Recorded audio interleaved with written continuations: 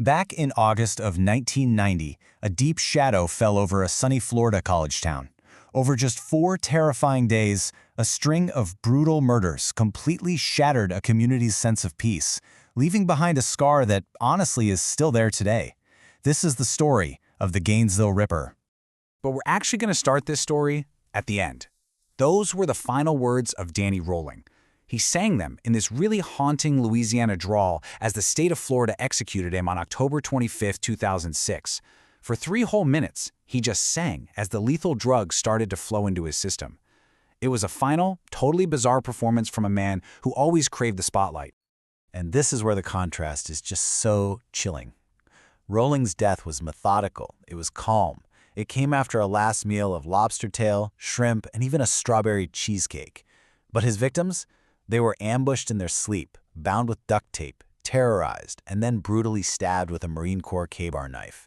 For them, there was no peace. There was only unimaginable horror. Now, to really understand the shock of what happened, we have to go back in time. In August 1990, Gainesville, Florida was, the absolute picture of an idyllic college town. Students were flooding back for the fall semester, just full of excitement. And get this, just days before the horror began, Money magazine had ranked Gainesville as one of the best places to live in the entire country. Then, over a single weekend, that perfect image was just destroyed.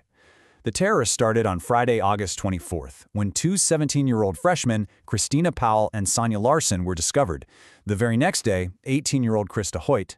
And after an entire weekend gripped by absolute fear, on Monday, August 27th, the bodies of 23-year-olds Tracy Pauls and Manuel Taboada were found. 5 students murdered in just 4 days. And this wasn't just murder. It was psychological warfare. Rolling meticulously staged the crime scenes to amplify the terror. He posed his victims, often in really provocative positions, and mutilated their bodies. And in the most macabre act of all, he decapitated Krista Hoyt and placed her severed head on a bookshelf facing her own body. You can just imagine the effect this had. The city was completely crippled with dread. Gun sales skyrocketed. Hardware stores couldn't keep deadbolt locks on the shelves. Students were so terrified they abandoned their apartments, sleeping a dozen to a room, often taking shifts to stand watch. Hundreds of students just withdrew from the university and went home. The killer hadn't just taken lives, he had completely stolen the town's sense of safety. So as fear just consumes Gainesville, one of the largest manhunts in Florida's history kicks into gear. A massive task force of local, state, and even federal agents descended on the town, absolutely desperate to find this killer before he could strike again. The scale of this investigation was just immense. Under unbearable pressure, police chased down over 6,500 different leads. They took blood samples from dozens of men. They fielded thousands of calls on rumor hotlines. The entire community was under a microscope. Every strange encounter, every suspicious person was getting reported. But in a high-pressure investigation like this, it is so easy to get tunnel vision. And in this case, the police and the media, they latched on to a really powerful red herring. A suspect who seemed to fit the part perfectly, but was completely innocent of the murders. The investigation zeroed in on a guy named Edward Humphrey. He was a student with a known history of mental illness and some pretty bizarre behavior. And here's the kicker. He had lived in the same apartment complex as 2 of the victims. He pretty much instantly became the #1 suspect. He was arrested for an unrelated assault on his grandmother, and a judge set his bail at a staggering $1 million, basically making sure he stayed locked up while they investigated. But here's the crazy part.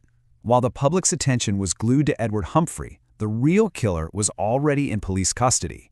He'd been arrested just 10 days after the final murders, but for a totally different crime. So how in the world do they find him? Well, it all started when Danny Rolling was arrested for a supermarket robbery in the nearby town of Ocala. Then a crucial tip came in from police in his hometown of Shreveport, Louisiana. They saw similarities to a brutal triple murder that happened there. That tip led investigators to go back and re-examine an abandoned campsite they'd found near the Gainesville murder scenes. And the final piece of the puzzle? DNA. The genetic material left at the crime scenes was a perfect match to Danny Rolling. You'd think this would lead to a long, dramatic trial, right? Nope. On the very first day, as they were starting jury selection, Danny Rolling stood up in front of the judge and pleaded guilty to everything. He told the court, "There are some things that you just can't run from." The manhunt was officially over. So, with his guilt established, the court proceedings shifted to a single, haunting question. Why?